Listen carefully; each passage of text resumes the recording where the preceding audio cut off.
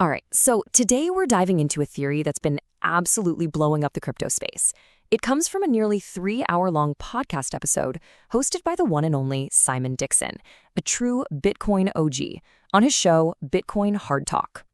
Yeah, so just a little while ago, on October 24th, 2025, this massive episode dropped, and it went viral almost immediately. And it was all about trying to answer a question that just keeps coming up. Specifically, this one wild theory about who really created Bitcoin. And when I say wild, I mean, we're talking about a story that pulls in international spies, the mob. I mean, it's a real rabbit hole. And the original episode, it clocked in at just under 3 hours. 2 hours and 54 minutes, to be exact. I mean, who has that kind of time? Well, that's where we come in. We watch the whole thing, so you don't have to. We're going to break down that entire sprawling theory for you in just 5 minutes. So, you ready? Here's the TLDR. Let's get into it. So, the whole reason this became a huge deal is because of comments just like this one. You hear people, even pretty big names, saying things like, "I won't buy Bitcoin because I believe it was created by the CIA." And look, when you hear that, it kind of makes you nervous, right? So, Simon Dixon's podcast really set out to investigate, is there any fire behind all this smoke? Okay, let's get into the first clue. And believe it or not, the theory starts with the name itself. So the podcast brings up this idea from a guy named Richard Warner. He points out that in Japanese, you say the family name first, so it would be Nakamoto Satoshi. And if you break that down, Nakamoto can translate to center origin, and Satoshi, that can mean intelligence. So you put them together, and what do you get? Central intelligence. Kind of spooky, right? So the question is, was this some kind of clever wink and a nod from an intelligence agency? A clue left behind, just hiding in plain sight for anyone who bothered to look. Okay, but that leads to the next big question, the motive. I mean, why on earth would a government agency create a decentralized currency? It seems totally counterintuitive.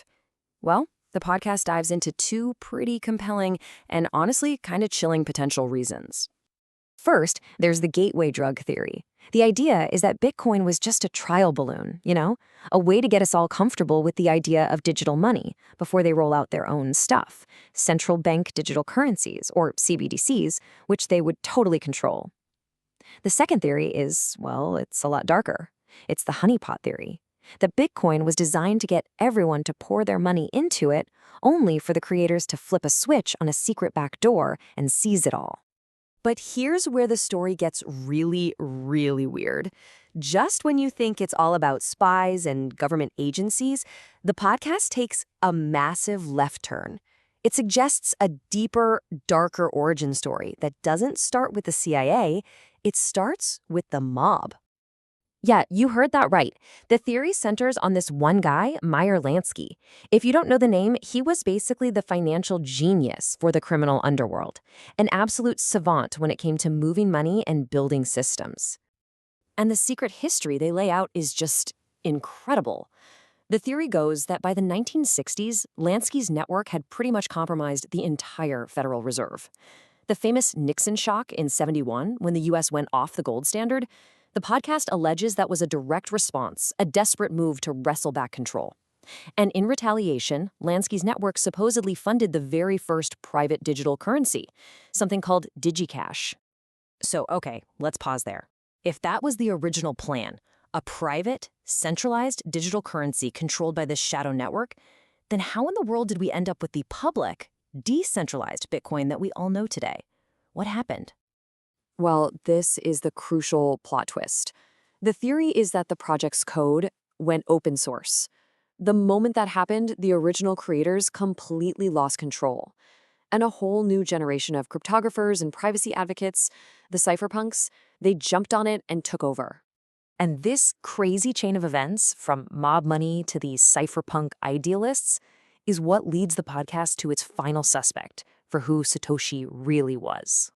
A man named Len Sassaman. He was a brilliant cryptographer, a key figure in that early cypherpunk movement, and a passionate advocate for internet privacy. And when you look at the tail of the tape, it's pretty compelling. Satoshi's very academic writing style, it lines up perfectly with Sassaman, who was a PhD student. Satoshi posting at weird hours for the US but normal for Europe and using British spellings? Well, Sassamon was an American living in Belgium. But here's the kicker, the potential smoking gun. His PhD supervisor was David Sham, the guy who founded DigiCash. I mean, it's a pretty compelling case, right? But this is where the podcast wraps up by asking what might be the most important question of all. Even if any of this is true, does it actually matter? Because here's the thing. The crucial point is that whatever the original plan might have been, a centralized closed source system with a secret backdoor, that's not what Bitcoin became. The moment it went open source, it morphed into the complete opposite of that. Decentralized, open source, no backdoor possible, controlled by no one. And this quote from Mark Yusko, who was on the podcast, really hits the nail on the head. He says, "The beauty of the system is that it is anonymous. One guy can't show up and change that." Basically, the way Bitcoin is designed makes the creator's identity and whatever their original plan was almost completely irrelevant. And that's really Bitcoin's core defense, right? The code is open source. You, me, anyone can go look at it right now. The network is spread out all over the world on thousands of computers. There's no single point of failure. You can't just shut down a headquarters or lean on a CEO. To change anything major, you need to get the majority of users to agree. Good luck with that. Which brings us to the final question, the one to really chew on. This whole origin story is a fascinating rabbit hole for sure. Spies, mobsters, brilliant cryptographers. But at the end of the day, in a system that's built on transparent, open code that's controlled by no one, does the ghost in the machine really change anything at all?